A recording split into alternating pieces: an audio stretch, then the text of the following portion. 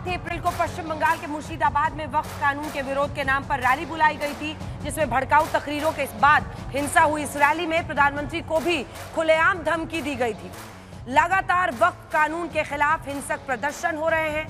सवाल यह है कि जब सुप्रीम कोर्ट में वक्फ कानून के खिलाफ दायर याचिकाओं पर 16 अप्रैल को सुनवाई होगी, तो हिंसक विरोध प्रदर्शन देश भर में क्यों हो रहा है, कई जगहों पर हो रहा है। जुमे की नमाज के बाद आखिर क्यों मुसलमान समुदाय के लोगों को कहा जा रहा है कि इकट्ठा होइए? आखिर पश्चिम बंगाल में एक मंत्री क्यों कह रहे हैं कि 10,000 लोग आइए और मैं सिखाता हूं कि रोड को कैसे ब्लॉक करना है?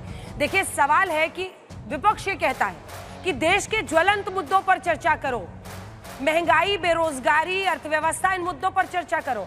तो फिर एजेंडा सेट करना जब सड़कों पर होता है, तब आप क्यों चले जाते हैं हिंदू मुसलमान को?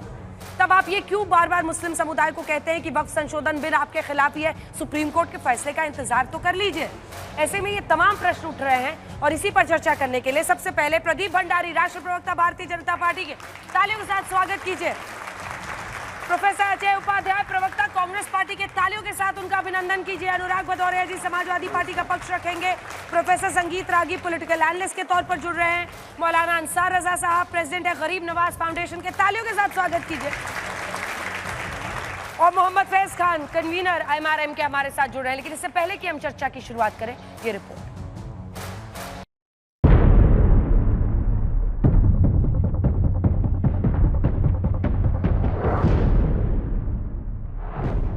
वक्फ कानून पर शहर शहर मुस्लिमों का आक्रोश। ममता बनर्जी की शय पे सारा झमेला हो रहा है। ममता बनर्जी करा रही है। उनको चाहिए कि मुस्लिम वोट का पोलराइजेशन करना चाहती है वो।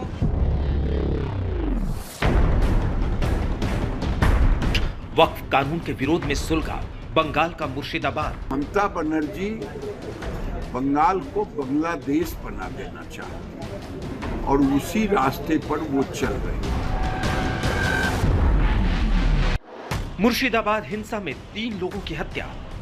बांग्लादेश का बॉर्डर का सिचुएशन अब देखो, अभी नहीं करना चाहिए था, लेकिन हार्डली कुछ करने से कभी कभी दिक्कत भी हो जाता है। हमारा ये दिक्कत है कि हमारा इधर में 33% माइनॉरिटीज है, तो हम क्या करेगा, उसको निकाल देगा।